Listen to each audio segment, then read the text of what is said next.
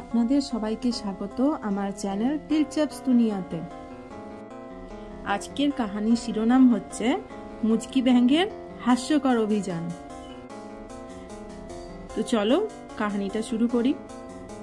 ছোট্ট গ্রাম বেলকান্দিতে একটি পাগলাটে ব্যাঙ বাস করত। তার নাম ছিল মুচকি। মুচকি ছিল একটু আলাদা। তার চোখ সবসময় লাল রঙের মতো দপদপ করত।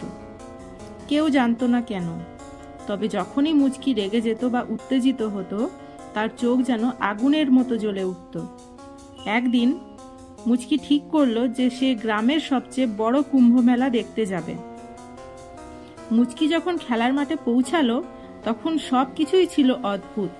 সেখানে বড় বড় খেলা, মিষ্টি, পোলাও আর দানা পানি ছিল। মুচকি খুব খুশি হয়ে খাবারের দিকে দৌড়াতে শুরু করলো, কিন্তু হঠাৎ তার চোখ লাল হয়ে গেল। তখন থেকেই শুরু হলো বিশাল গোলযোগ। মুচকির চোখের রশ্মিতে সেখানকার সব খাবার উড়ে যেতে লাগলো। একে একে পালিয়ে যেতে লাগলো পুরি, সেমাই, মিষ্টি, সবই যেন বায়ুতে ভাসতে শুরু করলো।